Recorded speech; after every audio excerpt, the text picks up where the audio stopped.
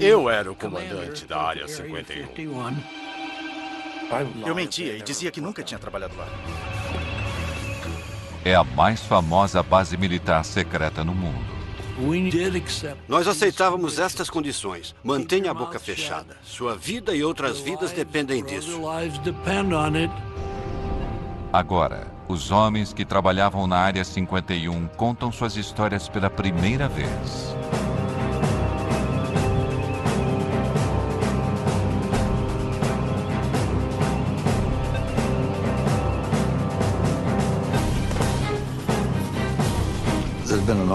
Houve uma grande quantidade de informações erradas, alimentadas pela curiosidade natural das pessoas. Quem não sabe o que está acontecendo quer descobrir.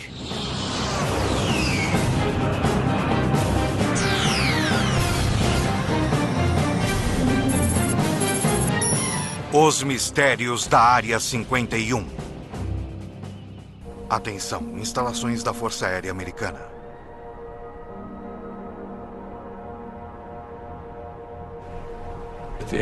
A CIA nunca admitiu e nunca irá admitir que existiu uma Área 51. Ponto final. Criada pela CIA em 1955 para desenvolver e testar os projetos militares mais secretos dos Estados Unidos, a Área 51 recebeu o nome de uma coordenada em um mapa. Embora oficialmente ela não exista, imagens atuais de satélite do deserto de Nevada mostram 7 pistas e mais de 25 hangares. Envolta em segredos, o acesso sempre foi muito restrito. Mas, finalmente, os primeiros programas que deram início a tudo estão sendo liberados e lembranças podem ser trazidas à luz.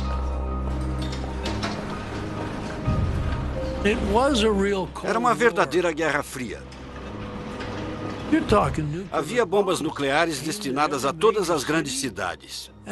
E era como se fossem duas pessoas. Quem vai dar o primeiro soco? Muitas vezes, a democracia tem de dar lugar ao controle rigoroso dos militares para que se possa realizar algo que permita que seu país sobreviva.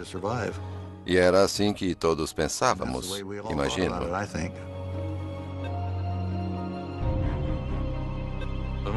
Quando tínhamos uma reunião, lápis e papel não eram permitidos. Os pilotos não podiam conversar entre eles. Nada era escrito. Ficava tudo em nossas cabeças. Quando entrávamos para o programa, recebíamos um codinome. Meu primeiro nome era Ken, e o sobrenome começava com C, de Collins. Mas era Colmar, C-O-L-M-A-R. No meu caso, não sou tão curioso. O que era bom no aspecto do segredo. Se eu não preciso saber, eu não vou perguntar.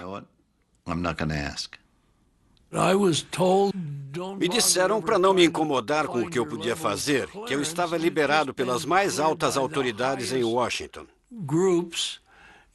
Eles tinham um mecanismo para saber o que eu estava fazendo, o que estava dizendo e para onde estava indo.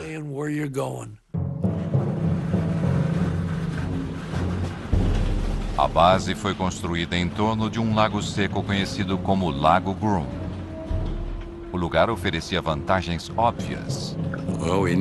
Precisávamos de um bom lugar para pousar, onde pudéssemos pousar de qualquer direção, dependendo de onde o vento viesse, e um lago circular servia a esse propósito.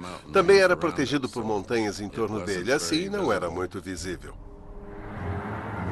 Liso como vidro. Era inacreditável. Eu podia ir de carro na velocidade máxima e não sentia nenhum solavanco. Era fantástico. O Lago Groom era muito amplo.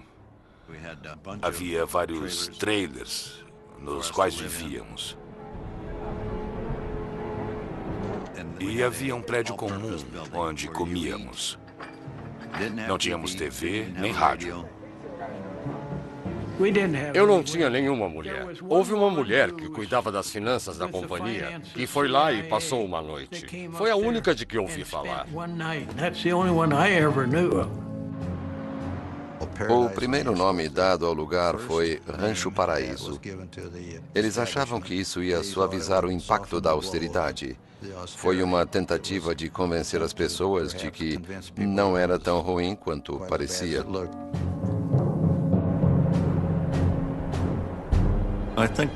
O encanto da Área 51 é que apenas tinha um trabalho a fazer. E que não fosse necessário, não ia para lá. Não ia querer ir para lá. Porque não era grande local de férias. Era um trabalho muito duro. A CIA precisava de um certo tipo de homem para trabalhar na Área 51. Optávamos por ser guerreiros silenciosos. As seletivas de segurança eliminavam as pessoas que gostavam de se exibir. Eu tinha recebido minha primeira credencial de segurança. E fui ao cinema, enquanto minha esposa foi fazer compras com minha mãe. Estava no meio do filme quando entrou uma mulher, uma jovem da minha idade. E no meio do filme, ela me perguntou se eu morava em Las Vegas, há quanto tempo morava em Las Vegas e o que eu fazia. Ela não gostou das respostas. Em meia hora, ela se levantou e saiu. Muitas vezes eu me pergunto há quanto tempo ela estava me seguindo, se estava me seguindo ou se era apenas uma das garotas de Las Vegas, à procura de um cliente. Nunca vou saber.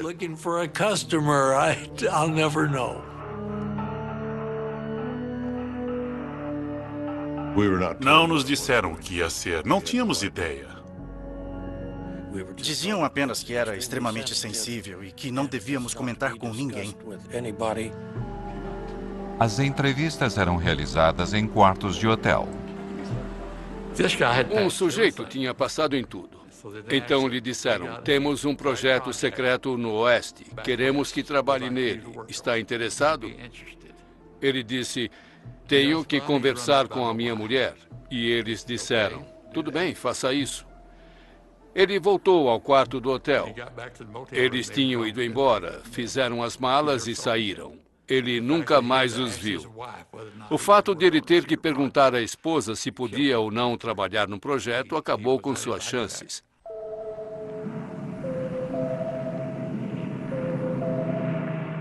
A Área 51 foi criada para um projeto ultra-secreto chamado Aquatone. Em 1955, homens da CIA, da Força Aérea e de uma divisão secreta da Lockheed vieram ao Rancho Paraíso para começar a trabalhar.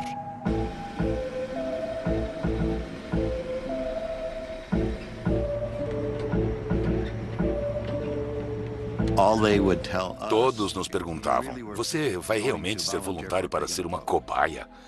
E a maioria das pessoas não aceitava, mas eu aceitei. E sabíamos que tínhamos que usar trajes pressurizados. Tinha que ser alguma coisa envolvendo altitude.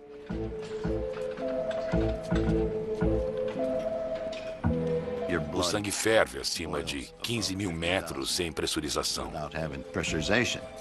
Então, se você perder a pressurização acima dessa altitude, o traje salva sua vida.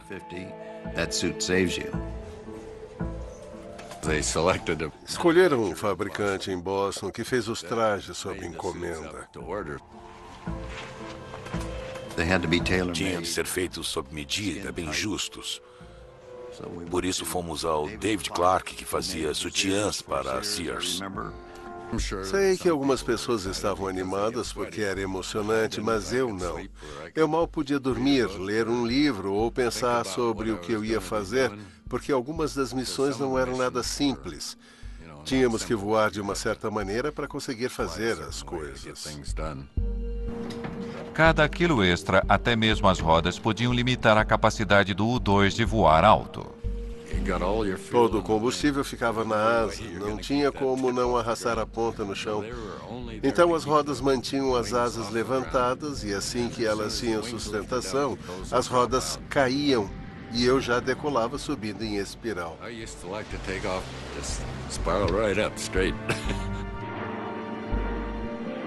O governo dizia que o U-2 estava sendo usado para pesquisas climáticas.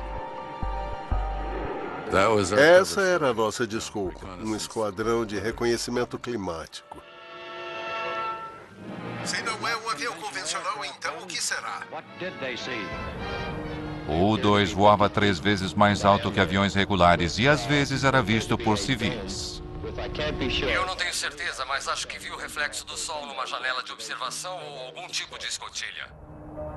Em meados da década de 1950, quando o interesse pela Guerra Fria e pelos OVNIs estavam no auge, Eu acho que era do espaço, mas amigável. o avião prateado às vezes criava confusões. Era pura liga de alumínio e parecíamos uma estrela brilhante lá em cima. Os pilotos eram orientados a negar tudo, até mesmo para os controladores de voo. Havia relatos de coisas voando bem alto. Eles podiam até ligar, mas não recebiam nenhuma informação, só desculpas. Sobrevoei a fronteira canadense. Um controlador de voo questionou a minha altitude. Ele foi bastante preciso, mas eu disse, não precisa calibrar seu equipamento. Não estou a essa altitude. Em 1957, voos secretos de U-2 eram a fonte de metade de todos os relatos de avistamentos de OVNIs, mas eles não eram nada, comparado ao que viria. Voltaremos a seguir com Semana Especial.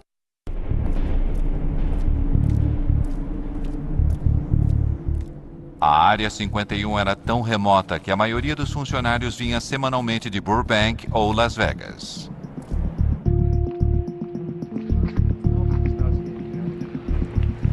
Minha família ainda estava dormindo quando eu acordava. Na segunda de manhã eu tinha que sair cedo para pegar o avião, que geralmente partia às 8 horas. Nunca sabíamos como seríamos levados até lá. Brincávamos dizendo que numa semana voávamos com bombas e na semana seguinte com galinhas. Não sabíamos o que estava no compartimento de carga do avião. Quando descíamos do avião, passávamos pela segurança e eles conferiam nossos crachás para garantir que éramos as pessoas certas. Faziam isso sempre. Tinha uma segurança muito boa. Gene Friedman se deslocava diariamente. Eu tinha 3 filhos. E na escola sempre se pergunta, o que seu pai faz? Eu dizia que consertava televisores. E a minha esposa ficava tão ocupada na criação dos filhos, em prepará-los para a escola, que ela não se interessava muito. E ela sabia que eu mexia muito com televisores.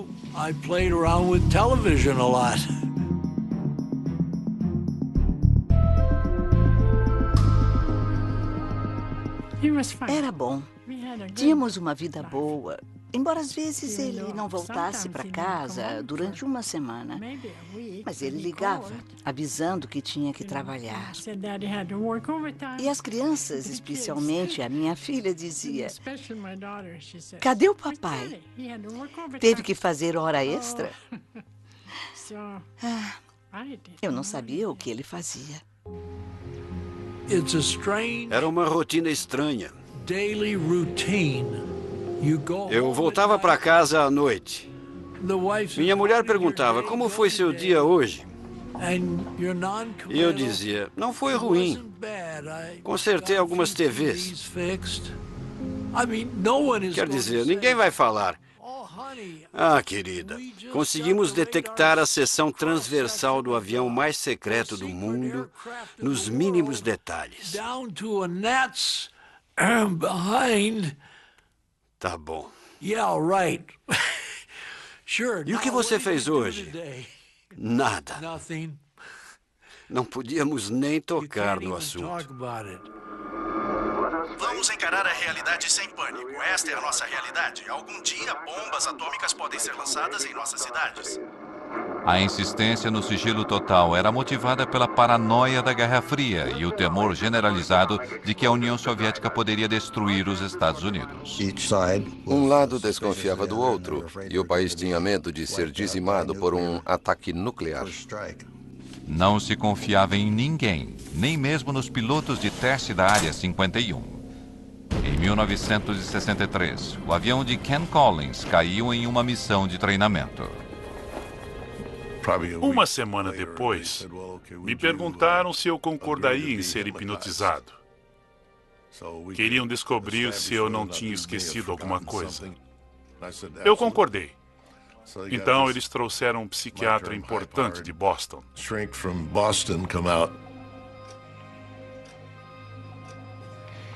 Mas ele não conseguiu me hipnotizar. Ele ficou sentado falando comigo normalmente e eu continuava sendo como sempre fui. E ele não conseguiu me hipnotizar.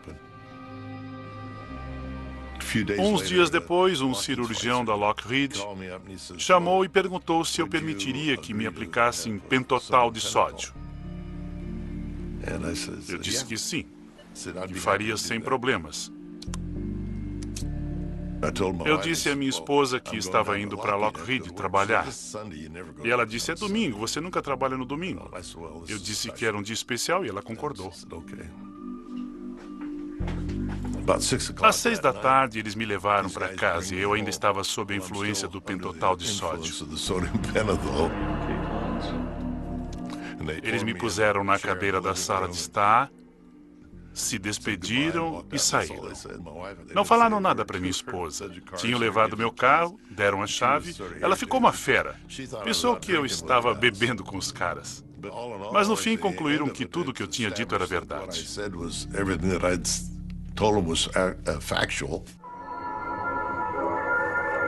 Quando uma bomba assim explode perto do solo, dezenas de milhares de toneladas de... O governo corria para desenvolver armas cada vez mais potentes e decidiu realizar testes nucleares ao lado de sua base secreta, a Área 51. Coloquem os óculos. Ficávamos no meio da área de testes nucleares em Nevada e ninguém queria ir até lá. Essa privacidade era muito importante para podermos trabalhar. E fazíamos tudo com uma boa dose de segredo. Mas com mais de 450 explosões nucleares entre 1955 e 1968, o local tinha seus inconvenientes. Quando havia explosões nucleares lá, éramos avisados e tínhamos que evacuar o local. Uma vez demoramos quase 2 semanas para voltar por causa do clima e dos ventos desfavoráveis. Tivemos que usar crachás de radiação para ter certeza de que não estávamos contaminados.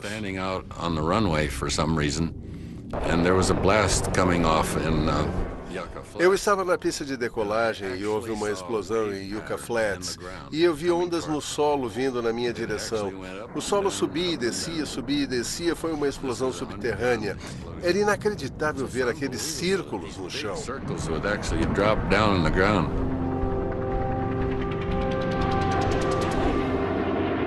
Diante das pressões da Guerra Fria, os Estados Unidos temiam que o U-2, o principal projeto da Área 51, já estivesse se tornando vulnerável aos mísseis soviéticos.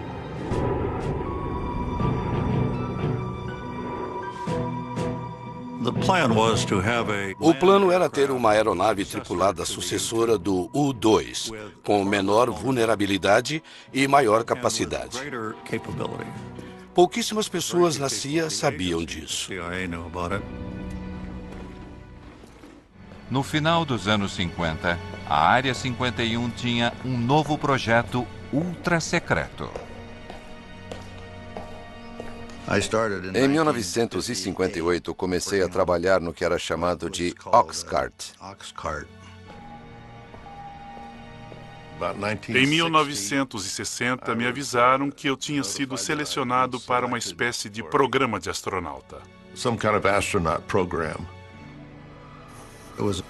Era uma aeronave que propusemos à CIA, que iria voar em altitudes muito elevadas, cerca de 27 quilômetros de altitude. A intenção inicial era voar o mais rápido e o mais alto possível, dificultando ao máximo a detecção de radares.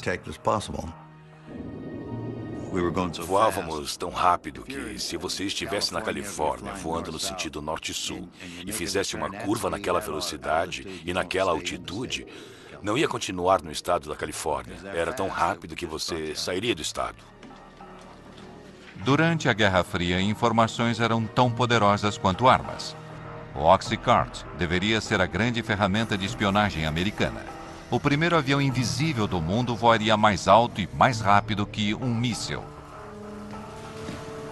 Milhares trabalharam no projeto do avião nas instalações da Lockheed em Burbank, na Califórnia.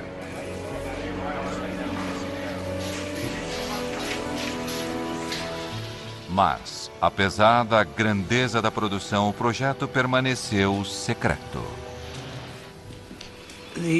O Oxcart tinha um grau de segurança próprio e era o mais alto possível.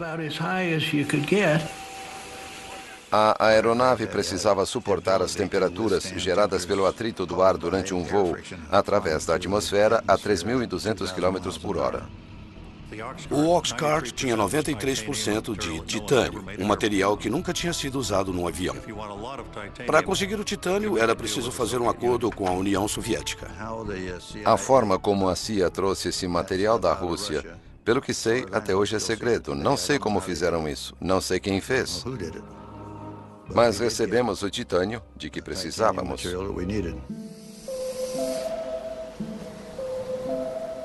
Quando o protótipo do Oxcart ficou pronto, o governo precisava levá-lo da linha de produção na Califórnia até a Área 51.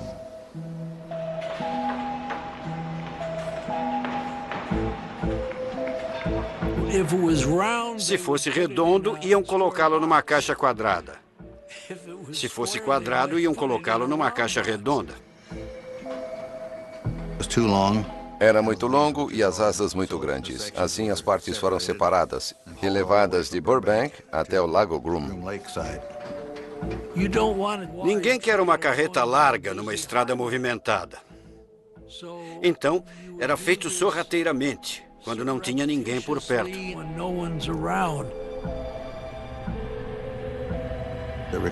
Foi preciso ajuda da Polícia Rodoviária da Califórnia, de Nevada, da CIA e de muito mais gente. O caminho teve de ser limpo, tiveram de cortar as árvores, retirar tudo das laterais da rodovia para as caixas poderem passar.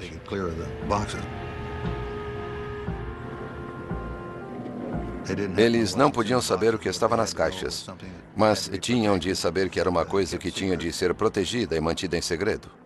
Foi uma operação bem grande para levá-lo até o Lago Groom.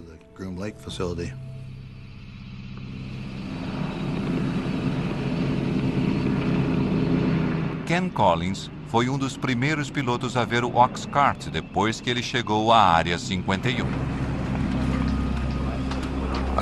Eu fui até lá. O oficial de operações estava lá e me perguntou se eu gostaria de ver o que ia pilotar. Eu disse, claro.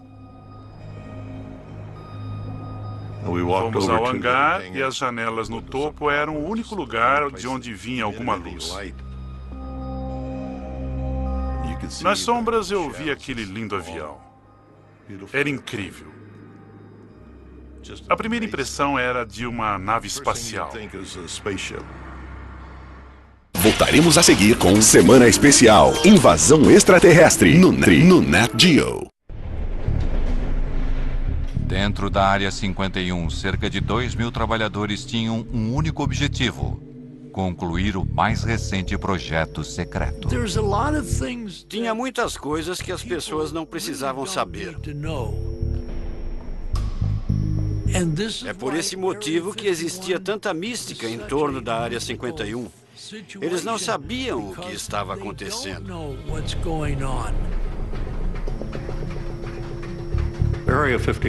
A Área 51 só tinha um propósito: desenvolver o Oxcart e colocá-lo em operação no exterior. As informações sobre o Oxcart permaneceram confidenciais durante décadas. Seu sucessor, o icônico SR-71 Blackbird, é muito mais conhecido. Mas atualmente, detalhes sobre o Oxcart finalmente estão sendo revelados.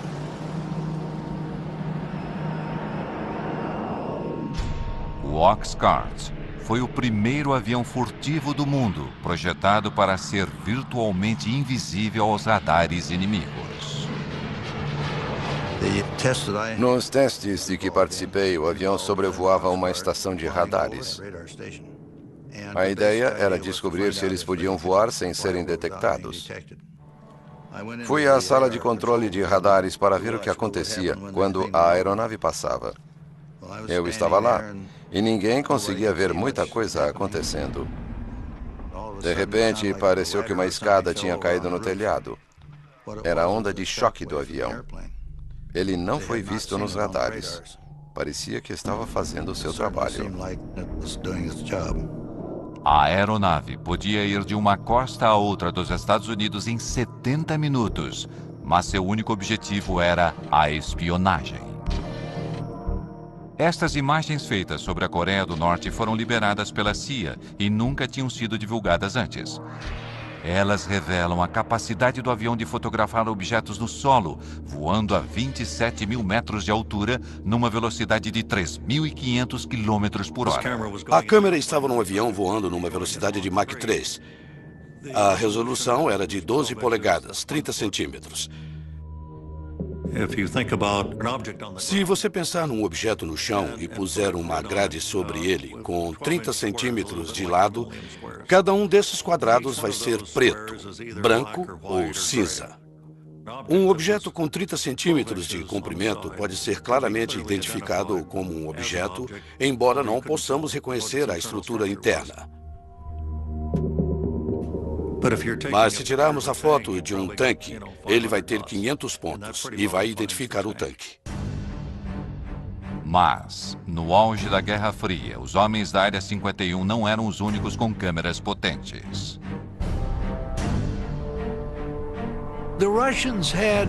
Os russos tinham de 4 a 6 do que chamávamos de latas de cinzas. Tínhamos uma estação de monitoramento de satélites e éramos avisados do momento em que o satélite deveria passar. Quando se aproximavam da nossa região, fechávamos tudo. Tínhamos galpões de emergência. Se um avião estivesse a céu aberto quando o satélite estivesse se aproximando, era rapidamente levado para esses edifícios. Mas, às vezes, um modelo do Oxcart era colocado sobre um pilar para que suas propriedades furtivas pudessem ser testadas. E com os soviéticos espionando do alto, isso representava um problema. Era muito difícil disfarçar um avião em cima de um poste quando o satélite passava. O pessoal da segurança não queria que eles vissem. Não tínhamos outra opção a não ser tirar a maquete de lá e colocá-la no hangar. E depois colocá-la de volta no lugar.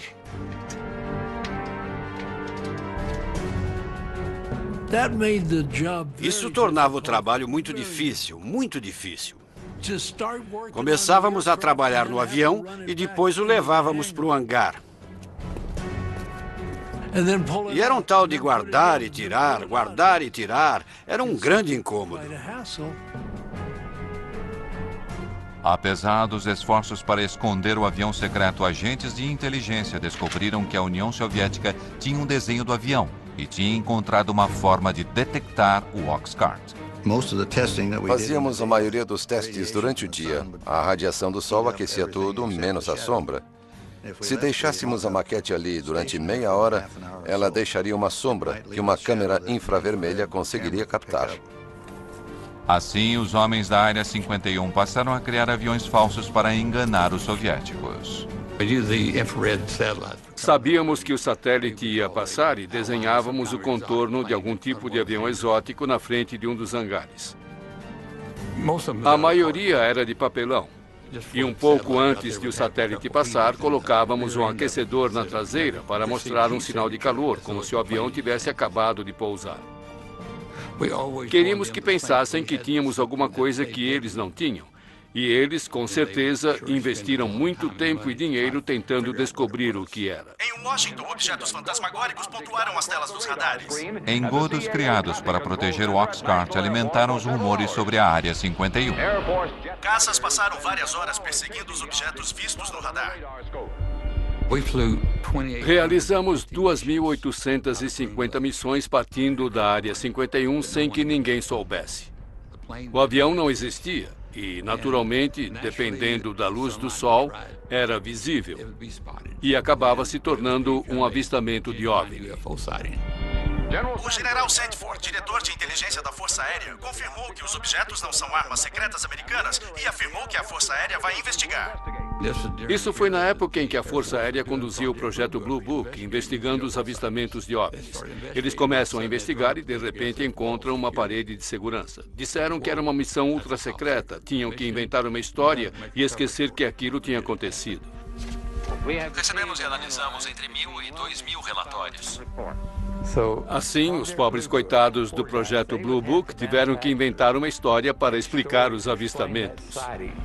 Com todo respeito à Força Aérea, acredito que alguns deles sejam de origem interplanetária. Os controladores de tráfego aéreo tiveram de ser alertados para não relatarem algo se movendo tão rápido no espaço aéreo americano para não alarmar as pessoas. Os pilotos comerciais criavam problemas. Eles viam a aeronave subindo, chegando a 24.000 metros. E os aviões comerciais estavam a 12. E eles entravam em contato com o solo e falavam feito desesperados. Mas eles viam. E os passageiros viam. O FBI ia até o aeroporto em que pousavam e os faziam assinar um documento para não revelar o que tinham acabado de ver. Mas acontecia um desastre na Área 51. A máquina de acobertamento era acionada.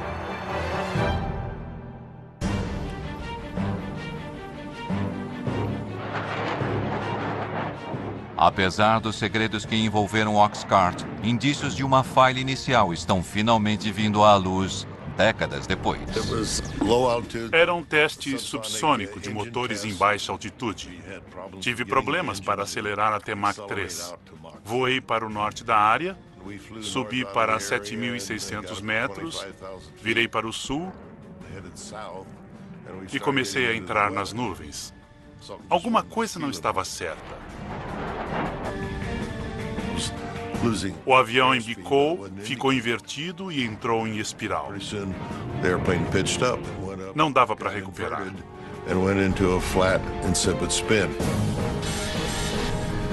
Então achei melhor ejetar. Foi o que eu fiz. Ejetei para baixo porque eu estava de cabeça para baixo. Ken tomou a decisão certa e ejetou. A única coisa que pensei foi que eu odiei ter que abandonar um avião tão bom.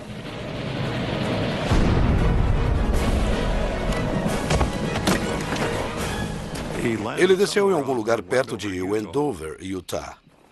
Eu pousei, recolhi o paraquedas, porque achei que ia precisar dele. Talvez tivesse que passar a noite ali e ia dormir dentro dele.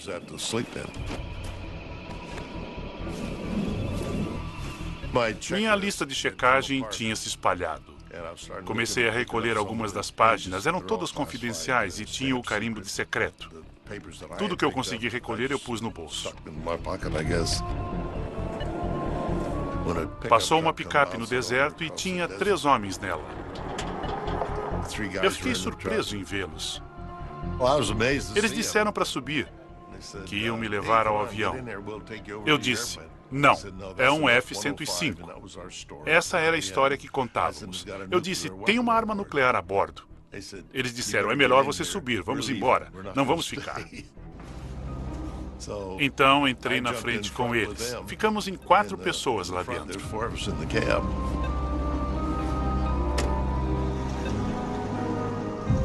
Não sei onde eles achavam que estávamos indo. Se a bomba explodisse, estava tão perto que não teria feito qualquer diferença. Depois da história que Collins contou, eles não estavam muito ansiosos para ir até o local da queda.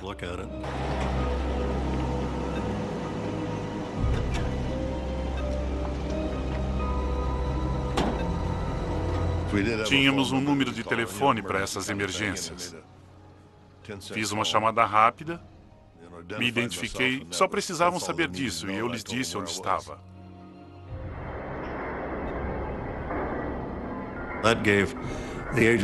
Isso deu à agência 2 dias para recolher tudo e limpar a bagunça. Do contrário, teria sido uma verdadeira festa.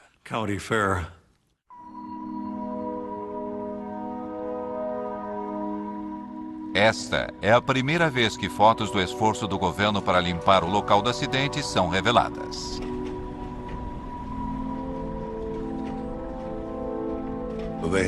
Dois homens do nosso pessoal de sobrevivência, que faziam parte da equipe de segurança, mais tarde voltaram lá a cavalo e vasculharam todo o lugar para ver se alguma coisa confidencial tinha ficado para trás.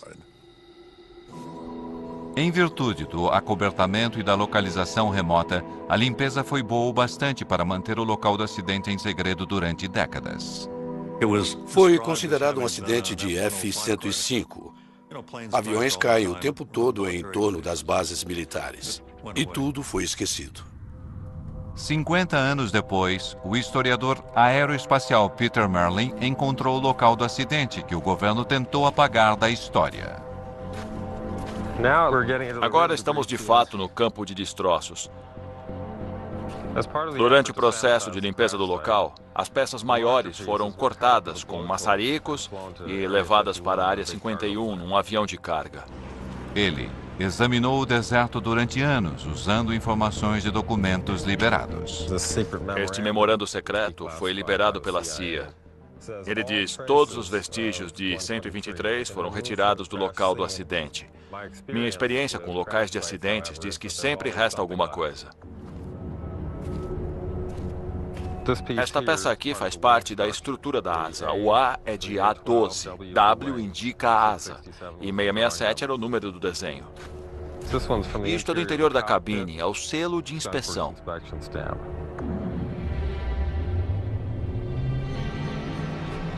Esta é a cratera do impacto. Tem titânio em todo lugar. Nossa, é um pedaço grande. É um titânio bem espesso. A fuselagem atingiu o solo bem aqui, nos dois lados. Há uma depressão causada pelos motores. Uma bem aqui. É uma depressão causada pelo motor. Aconteceria a mesma coisa hoje se um avião secreto da Área 51 caísse aqui. Provavelmente haveria as mesmas restrições de segurança. Também inventariam uma história para acobertar. Voltaremos a seguir com Semana Especial.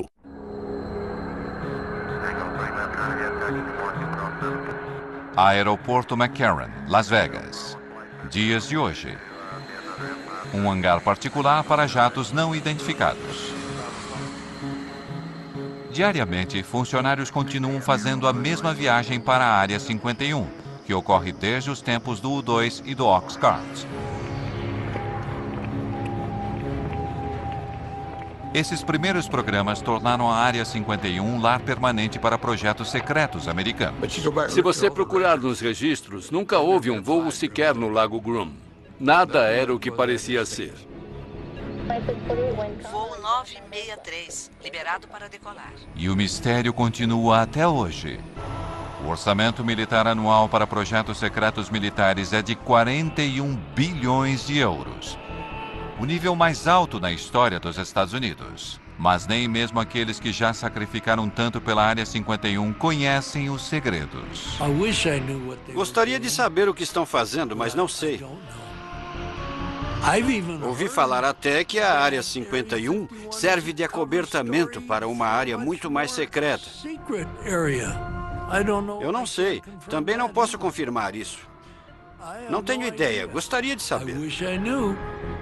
O sigilo e os acobertamentos continuam alimentando os rumores.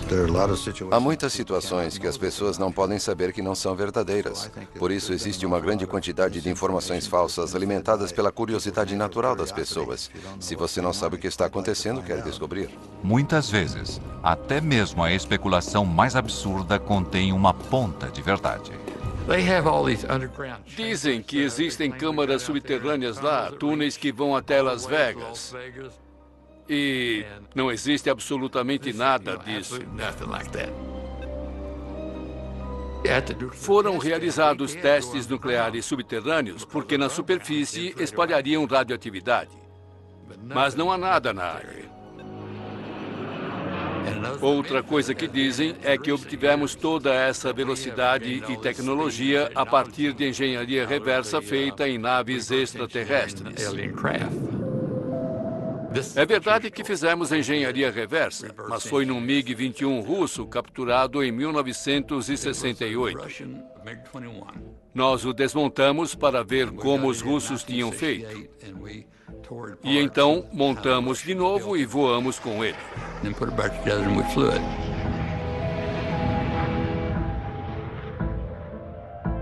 Até mesmo a teoria da conspiração de que o governo encenou o pouso na Lua na Área 51 tem um certo fundamento. Na área de testes atômicos, testamos o veículo que enviamos para a Lua. Testamos todos os sistemas de suporte de vida. Os astronautas foram treinados nas crateras das bombas atômicas. Daí surgiram essas histórias malucas.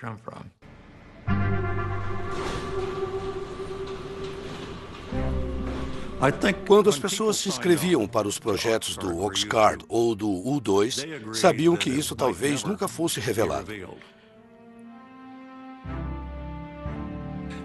Basicamente, estavam dizendo: ei, olha, é um segredo de família e estamos dispostos a ir para o túmulo com ele. Foi uma honra muito grande ter um trabalho com tanta confiança depositada em mim, em nome do país.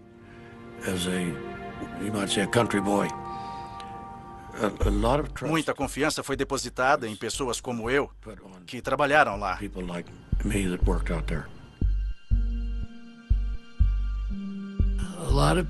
Muitas pessoas dedicaram suas vidas. Algumas famílias se separaram.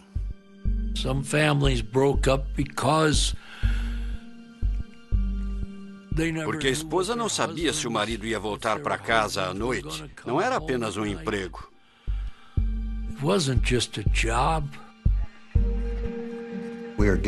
Tínhamos de realizar algumas tarefas. Acreditávamos nisso, fazíamos o melhor possível. Fico feliz com o resultado. Mas quando se trata do que aconteceu na Área 51, a única certeza que temos é a de que nunca saberemos de tudo. Estou contando uns 5% do que aconteceu. Só contei uma parte da história, sério. Tenho que ser sincero. Versão Marshmallow São Paulo.